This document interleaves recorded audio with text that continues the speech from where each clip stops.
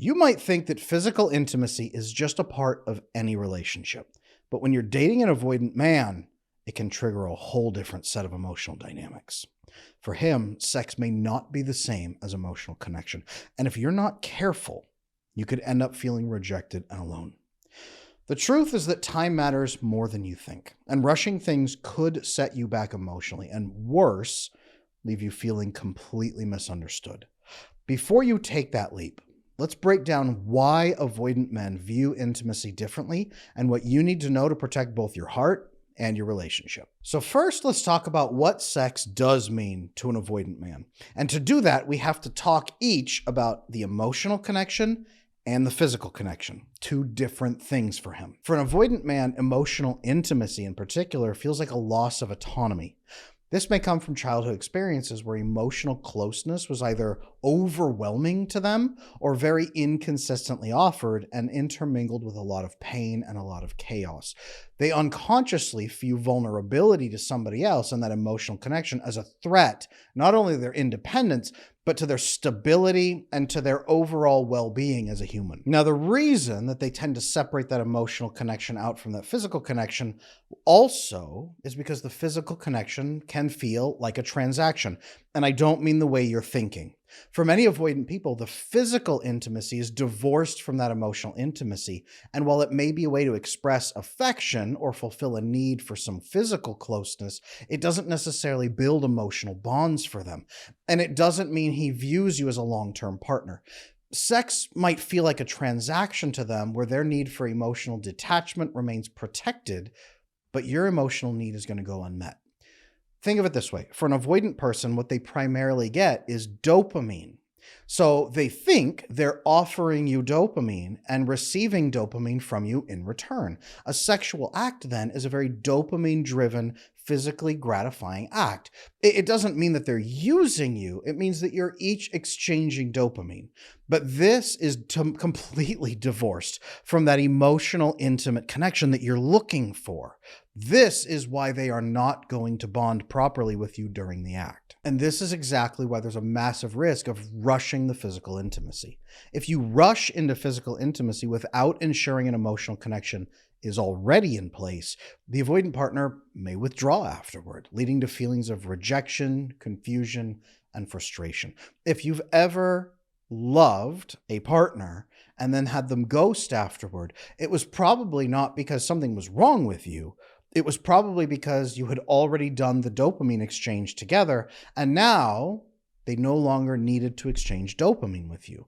To them, the transaction was successful and completed, and there's nothing else needed here. To you, this was supposed to be the beginning of a relationship, and that's where the expectations were crossed. While physical intimacy can feel satisfying for an avoidant partner, it won't usually feel the same or bring the same emotional bond that it might for someone with a different attachment style. Somebody, even with anxious attachment style, is still going to likely emotionally bond because the sexual experience is an exchange of oxytocin, sometimes vasopressin, and serotonin as well. Yes, there's dopamine mixed in there for the rest of us as well, but it's not primarily a dopamine-driven experience, if that makes sense. And this right here, not more than anything else, but one of the biggest factors is why there's a massive push-pull dynamic between avoidant and anxious partners. The classic anxious and avoidant dynamic, when sex is introduced way too early, the anxious partner may feel deeply connected and vulnerable and saturated with that oxytocin experience. They are intimately bonded emotionally to the other partner. While the avoidant partner got their dopamine fix and may pull away as they start to feel the weight of that vulnerability. The anxious partner is emotionally investing while you're just having a great hamburger. I call this the cheeseburger effect. The avoidant partner is eating a delicious hamburger and it's amazing, and when they're hungry, they'll come here again. But the anxious partner, or even a secure partner, or a disorganized partner, has found perhaps the love of their life. And this is the massive disconnect that drives a lot of avoidant people out of a relationship, because you start to get emotionally bonded after they bought a hamburger from you. I know it sounds strange, but this is the disconnect that's really happening. The anxious partner in particular ends up feeling more alone and disconnected than they ever have, thinking that sex should be an emotional bond, while the avoidant man sees as a momentary connection without that emotional weight behind it. Now, one more time, for most people, physical intimacy is tied closely to the emotional connection and to bonding. But for avoidant partners, sex does not equate emotional closeness, not usually. And in fact, the more physical intimacy that they experience, the more they associate it with a quick dopamine fix. If emotional connection isn't established, this is what happens. And this is why waiting for a solid emotional foundation before becoming physically intimate is absolutely critical. You've also got that factor that says avoidant people are, the word is fearful, but they wouldn't describe it that way. But they have a trauma response to emotional intimacy in relationships from childhood. Their brain responds with a trauma response when someone tries to spring emotional intimacy upon them. Okay. When they were small, emotional intimacy was associated again with a loss of independence, feeling emotionally trapped, feeling overwhelmed. There is something called coercive soothing. It may be that a very controlling, manipulative parent forced him into soothing her needs or his needs, forced him into caretaking them. You made me sad. Now you will make up for it. You need to apologize. Forced him into an emotional caretaking role, and now he doesn't trust emotional connection. He believes it will be weaponized against him. Now, because of that trauma response in human relationships, they're hypervigilant, they're always stressed out and turned on, their fight or flight sympathetic nervous system is clicked on, and that closes their oxytocin receptors most of the time for life, unless they choose to fix it, and it takes some work, and that's what I try to advocate for here on this channel, is fixing it. But if their oxytocin receptors are blocked, and if they're flooded with stress and cortisol all the time, the only place they really have to go is more of a dopamine fix to try to bring down that stress level. Now, that dopamine fix, again, you guessed it, comes from those sexual experiences. This is why avoidant people are often very likely, not always, but often very likely to engage in more casual sex or one-night stands, because to them, again, it's more of a physical connection. They're less concerned about the emotional entanglements that might come with it. Tinder is an amazing place for avoidant people to find a lot of no strings attached physical dopamine exchanges. So if you sign up with an avoidant person and you agree to exchange dopamine without any emotional basis, without a foundation on the relationship or a label on it, without any kind of commitment, you are signaling to them, I'm the same as you. I only experience dopamine during this act. Please, let's get together and trade dopamine once. If it's fun, we can consider exchanging dopamine again.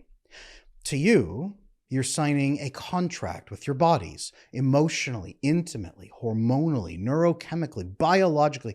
You are signing a contract of commitment together. We will grow together as a couple. This is a culmination of our closeness and our trust. I want to be with you, and I am showing you that through my body.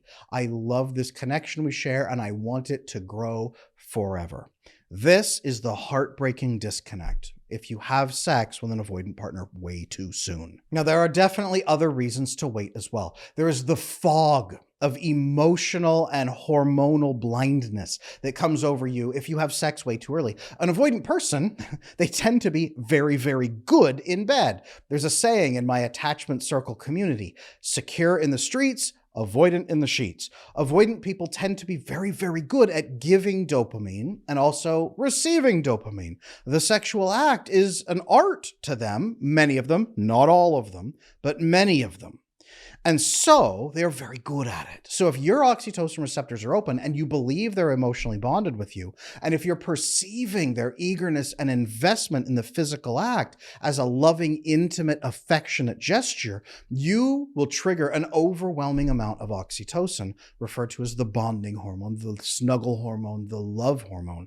This creates feelings of trust, yes, attachment, especially in women, primarily due to evolutionary programming designed to encourage long-term pair bonding for the survival of yourself and your child. Unfortunately, This is reality. It is biological reality. This does not mean every woman out there is always going to emotionally bond to the love of her life the moment she has a sexual experience, but the odds are very, very strong that it is going to make you very foggy, very unclear-headed, and sometimes very foolish, because you will usually stop compatibility testing at this point.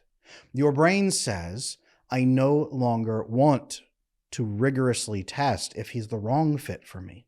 Your brain will start saying, let's talk about how he's probably the right fit for me and cover up anything inconvenient so that we can figure out how to work on that later. And this is honestly the biggest thing that I have to teach my female coaching clients when they come in. Sleeping with him early compromises your ability to test compatibility with him. That oxytocin, once it's bonded you to him, your brain starts to prioritize maintaining the relationship over critically evaluating it. This can make you rationalize his behaviors, ignore the big deal breakers that you know you shouldn't accept, or justify mismatches in values and long-term goals. The early stages of dating, in particular, are critical for observing patterns in his behavior, how he communicates, handles conflicts, invests in the relationship, or doesn't. Physical intimacy too soon can shift the focus to chemistry and physical connection, overshadowing these important aspects. If this sounds a little bit silly to you, think for a moment.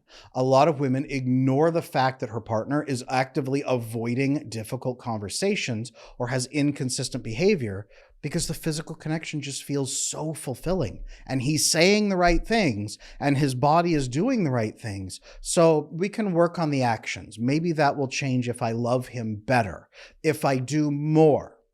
Over time, these issues not only resurface, but erupt. And the bond created through this intimacy makes it harder and harder and harder to walk away, which is why a lot of women after the fact will say, I can't believe I ignored all those red flags. What was I thinking? Usually she was not thinking. Her brain was foggy through hormones, which are designed to do that on purpose. This is not a bug in the system. This is a feature of the system working correctly. Another big concern we need to talk about right now is that physical intimacy before commitment gives him all the benefits without any of the responsibilities, okay? For avoidant men, physical intimacy can fulfill that surface level need for connection while allowing him to avoid deeper investment. Without the structure of, for example, a commitment, there's less incentive for him to address emotional vulnerability or attachment challenges. And this is not a video with me saying that if you are engaging in casual sex, you're bad. What I want to hammer home here is if you are engaging in casual sex, but you secretly want fulfillment and connection and commitment, and you're hoping to get commitment through quick casual sex, this is a recipe for disaster. You have to act appropriately and build appropriately for what you're really looking for. The risks for you here is that you might conflate, again, that physical closeness with emotional closeness. Sleeping with him prematurely can make you feel secure in the short term, but when he doesn't reciprocate emotionally, it can create devastating cycles of doubt and insecurity that rip you apart later. Now, the absolute best time to sleep with him, and I'm going to make this clear, for any person out there who wants a committed, intimate, emotionally bonded, secure relationship. If you'd like that, leave a comment down below with a little raised hand. If you want a secure, bonded, emotionally intimate, committed relationship, drop a comment, because I'd love to hear from you. If you don't want that, you can stop watching this video. But if you want that, here is the best time to have sex. It is after engagement or marriage. Let me explain before you leave angry comments below. Let me explain. A clear commitment moment, such as, yes, an engagement. We are ready to get married and move forward. Or we are married, signals that both parties are fully invested in the relationship for the long term. This creates a great sense of security that allows physical intimacy to deepen the bond rather than leading with physical intimacy to drive the emotional bond. That creates confusion and insecurity, but waiting allows you to create the emotional bond without the physical and then add the physical on top. Okay? I know this sounds old-fashioned, but there's a reason our ancestors did it this way. The psychology of commitment is thus. For avoidant people, a formal commitment can help them overcome their fear of vulnerability by providing structure and clarity. For anxious partners, it provides the reassurance needed to feel emotionally secure. I want you to think about this. If you are not ready to get engaged, but you want to be married and have a family, if marriage hopefully is the starting line for you, not the finish line, and you want to make sure that this is the right person for you, clear of any judgment issues, clear of fog, clear of uncertainty, you want to do the best, absolute best compatibility testing. The best practice you can engage in is to at least wait until you are ready to make a firm decision to move forward together. Then you are ready to fog up your brain with an overwhelming flood of intimacy and hormones and craziness that, yes, will cloud your judgment and make you want to maintain the relationship at any cost. But doing it prior to that is a massive risk, and you need to be aware of that. Now, to frame this decision, I can already hear a lot of you probably saying, this won't be popular with the men, okay? My question that I would ask is, which men are you talking about? Marriage-minded men who want to make a smart decision with a woman who also wants to make a smart decision? Or avoidant men who are incapable of emotional intimacy and will run screaming if you actually ask for commitment? See, some avoidant men can definitely get married. A lot of them do. But a lot of them rush into marriages that don't feel right because they or the other person or both felt emotionally or physically or biochemically bonded in certain ways, and they couldn't get out of it. And going forward in a marriage seemed like the only option they had. Delaying physical intimacy is not about withholding from anybody. It's not about holding out to make sure he's not lying to you. It's not about control. It's not about anything negative, okay? It's about creating a solid foundation for the relationship based on real compatibility testing and smart mindfulness. Use clear language during this conversation, like, I do value emotional and physical intimacy, and I want to make sure we're both on the same page before taking that step. Avoidant men in particular, and I talk about this at length in my How to Love an Avoidant Man video course, they are very risk-focused. They track and understand risk very carefully. So helping them understand physical intimacy is wonderful, and I enjoy it. This is an important part for women who say, I want us to wait until engagement or marriage. I love physical intimacy and I want to engage in it, but I also understand it is tremendously risky, and that one or both of us may make foolish compatibility decisions and may move forward with a bad fit because of the intimacy and the bonding that comes from that physical intimacy. I am not prepared to make foolish decisions. I want to make one smart decision to move forward in the best way, and I hope that you'll join me in that. If we can get to engagement or marriage, whichever you select, if we can get there and make that decision together, I will know it is ready, and I would love to fully explore physical intimacy with you at that time. Be clear, this is not a fear-based thing, and I'm not just saying no arbitrarily. I want us both to be smart about this. Approach it with this conversation in mind, and the best ethically avoidant men are very likely to agree. It's very difficult for them to disagree at this point. The manipulative men, or the ones who are primarily focused and obsessed with dopamine, who have very little interest in real commitment, will probably say you're an idiot and run screaming from the room. Now, there are some very clear long-term benefits about delaying physical intimacy. Let's go through some of those as well. Number one is a much stronger, more secure emotional connection down the road. Waiting for that physical intimacy assures you that the relationship is built on trust, respect, and mutual understanding. You have to bond emotionally to make it as a couple when the physical is removed. You have to have the deeper conversations. You have to be based on trust and emotional intimacy, or nothing exists. It can't be a crutch. You will remove that crutch. It also gives you, as we talked about, clearer decision-making. Without the love fog of the oxytocin, the dopamine, everything blended in, you can make so much more rational decisions about the relationship's future, about what's right for you. You can also do better compatibility testing. Delaying intimacy gives you the opportunity to assess whether your values, your goals, and your emotional needs even align as a couple. Now, here's some key practical steps to navigate these intimacy decisions, because I know they come up. I know this is the real world, and it's going to be a little bit messy at times. So let's talk about it. Number one, take this conversation very slowly, okay? Here's why that matters. Avoidant people need time to build trust and to get comfortable with vulnerability. Rushing into the physical intimacy feels transactional for them, with the oxytocin, the vasopressin for you, the dopamine for them. If you view emotional intimacy as the most important thing in the relationship, you need to prioritize it. If they can't build emotional intimacy, you need to know that immediately before you get bonded. So take it slowly. If they view physical intimacy as a transaction or a way to get quick dopamine, you need to know that too. Then what happens in the relationship if that continues? Keep in mind that novelty dopamine dies at 7 months. So even if they are dopamine bonding to you, that will wear out very fast. So make sure that you establish a pattern of consistent communication and emotional availability before taking any next steps.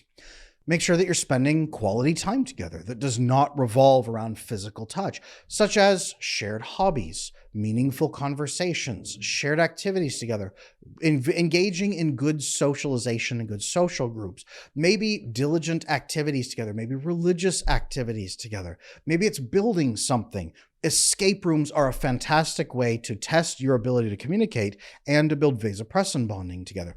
Go to some of these dates. Have those deeper conversations. Avoidant people are great with intellectual discussions, but terrible with personal discussions. Build personal discussions and see if they can join you in them.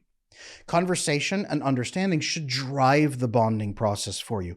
Conversations around principles or ethics or morals, whatever you want to call them. Goals, beliefs, shared experiences, acceptance, and companionship. This is crucial that you do all of this and make sure that they're capable of doing it as well. Plan activities that release vasopressin and oxytocin, non-sexual touch. Like I said, escape rooms, dance classes, cooking classes. Teach each other some skills and see how you work out together like that. Build something together. Do puzzles together. Do something exploratory that puts a little stress on the relationship and see how you both handle it. Second thing you need to start doing is having clear conversations about expectations. And I don't even just mean the physical, I mean all expectations. Avoidant people thrive on clarity and predictability. Ambiguity around intimacy can make them overwhelmed and more likely to withdraw. When you share openly about what you expect and the limits of what you expect, measurable needs, they view you as a source of peace and stability rather than a quick fix for their dopamine. It makes them respect you more. A great way to phrase some of this is, heads up. I value emotional connection before any physical intimacy. I'd like for us to both feel secure in our connection before we take that step. Can you agree with that? When you say this, you make sure that you stand your ground until that emotional intimacy is established first, or he shows willingness for that long-term bonded commitment. The goal here is not to starve him out or drive him into commitment. A lot of people think that that's the goal when a woman holds out for sex, and it's not. The goal here is to make sure he is a man who is devoted to the emotional connection, the intimacy, the building of the marriage, the family, and the legacy, and not just devoted to quick-term fixes right now.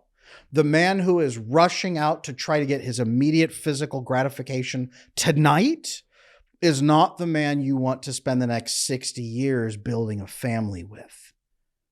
Does that make sense to you?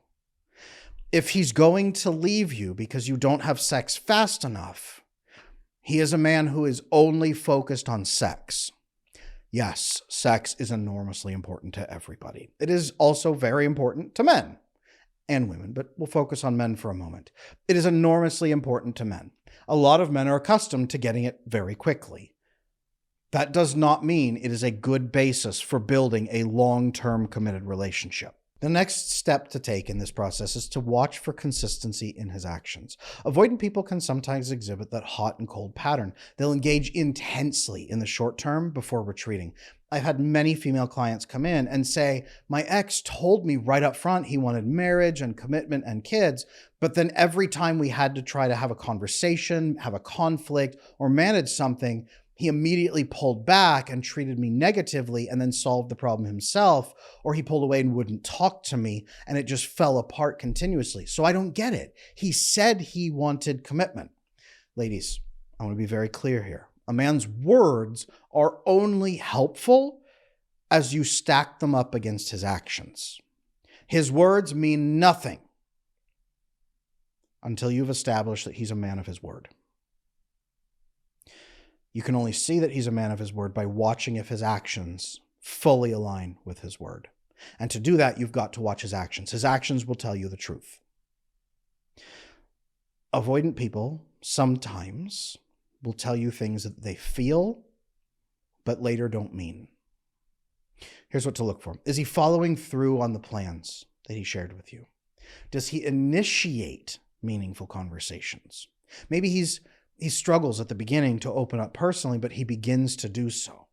He continues to open up more. He doesn't retreat and pull away and freak out.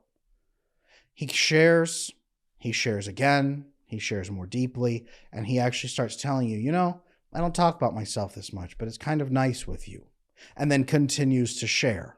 Any challenges he finds that he doesn't like about those spaces he's talking about, he also begins to work on. That's a great one. And then is he supportive of your emotional needs? Without rushing in to rescue you, certainly, but also not deflecting them away or making it a you problem. Is he building that emotional intimacy with you over time? Or are you pulling teeth, dragging him like a dog on a leash, or trying to chase him down? He should be working with you to build the emotional intimacy. The next thing you must do is check in frankly with your own needs. You might be prioritizing his comfort over your own needs. A lot of women do, leading to a tremendous amount of resentment later, especially if he doesn't think about what he owes you emotionally and mentally as you are investing emotionally and mentally. If he's jumping in for a dopamine transaction and you are offering all of the love in your heart and you're giving that without talking about that, yes, this is a bad arrangement, but also, why are you doing that? Why are you doing that? You deserve a lot more than that. And I'm not saying this to scold you in any way. You deserve a lot more than that. And I'm saying that in case no one has ever said it to you before. Reflect on your motivations for intimacy. Are you trying to feel reassured? A lot of women use the opening pieces of sex with a partner to feel reassured that he cares. Are you trying to make sure he doesn't leave you? A lot of women are trying to not get abandoned. Are you trying to make sure he doesn't think badly of you? A lot of women use it to make a man think that she's interesting and open. Or are you trying to secure his commitment? A lot of women think doing this will make him commit. The physical intimacy should spring from the emotional security and safety and compatibility that you fully feel as you mark the next step forward into commitment together. Ladies, again, this is not a video for me to insult or degrade anybody who is choosing to engage in sexual activity outside of this. But if you are a woman who is diligently seeking commitment and you cry sometimes at night thinking about, why am I not married yet? I thought it would happen for me and it hasn't. Why hasn't it happened? Why don't I have a family yet? If that's you, and so many of you are, I know you leave comments here saying that, and my heart goes out to you. If that's you, are you using physical intimacy to try to make up for perceived flaws that he won't accept? Or are you letting your physical intimacy reflect the emotional safety that you feel in a true commitment? Very important. And finally, the last thing I want you to do is to test the emotional vulnerability of the relationship first before you do anything. Avoidant people struggle with emotional vulnerability, but it is crucial to have this before physical intimacy. You need to know if he's properly bonded to you and if he trusts you before you can take a physical step. One way to do this is to share a personal story or a feeling and observe how he responds. Does he listen attentively? Does he avoid or deflect? His response will give you insight into his emotional readiness. And then once you have shared, tell him, I feel a little vulnerable having shared that. Could you maybe share something with me so I feel like we balance out the table here? He'll understand that feeling. Avoidant people very much understand fairness and balance when they are ethically avoidant. So odds are good, if he cares about you, he might share something during that time. And if you can ask some gentle probing questions and see if he opens up about it, that is even more fantastic. Now, there are 3 main resources I want to steer you toward right now if this video has resonated. One is, yes, my How to Love an Avoidant Man video course. If you're ready to master the art of building a secure, loving relationship with an avoidant man, do not miss the Valentine's special with 25% off the Avoidant Man course right now. It's linked down below in the description. I also have my free attachment styles quiz available on my website right now. If you have been using physical intimacy in a way that's not conducive to what you want, no judgment here, but if you want to fix that, find out your attachment style and how it's probably driving that right now, and gain insights into your relationship dynamics with the free attachment quiz. Again, link below in the description, also on my website, adamlanesmith.com. It's under the resources tab under free attachment assessment. And I also have a free newsletter for you, the attachment newsletter. It's got weekly tips on navigating relationships and exclusive strategies straight from my inbox to yours. Sign up for my newsletter today. Everything's linked below. Everything's also available on my website. Do not miss these resources. I want you to build phenomenal relationships going forward. Thank you for following along. I've been wanting to have this discussion for a long time. I know for a lot of people, the idea of waiting for engagement or marriage feels very old-timey and outdated, but I still maintain it is the absolute best system if you want to get married once and that be the end of it. If you want to invest with one partner and then build forward for the rest of your life, it is still an undefeated best system. So build the emotional intimacy, craft that together, move forward smartly into commitment, and then enjoy each other to the fullest at that point. Okay? That is my encouragement. And then once you're married, have as many fat babies together as you possibly can. This is Adam Lane Smith, the attachment specialist. I am here to help, and I would love to hear from you in the comments. What do you think of this approach? Does it feel too old-timey to you? Or does this feel like a smart approach that just might fix a lot of commitment problems out there? Let me know.